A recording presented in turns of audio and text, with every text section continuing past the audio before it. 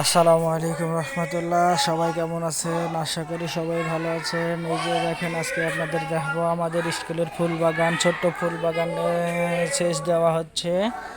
বাগানটা শুকিয়ে গেছে, ফুল ফুটতে অসুবিধা হচ্ছে। প্রত্যেকটা ফুলের গাছে কেমন সুন্দর করে কলি হয়েছে, সেই ফুলগুলো আর বের হয়ে বড় হতে পারছে না। সেই জন্য আজকে আবার বাগানে সেচ দেওয়া হচ্ছে এবং শেষ শেষে আবার ইউরিয়া সার দেবো।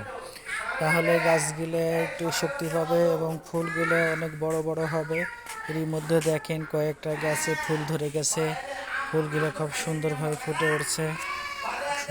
3-4 রকমের গাঁদা ফুল রয়েছে। এই যে এই পাশে দেখেন, এখানে বড় বড় বড় বড় ভাবে ফুল ফুটেছে। প্রত্যেকটা ফুল এভাবে অনেক বড় বড় হবে। সেই জন্য সেচের প্রয়োজন, সারের প্রয়োজন।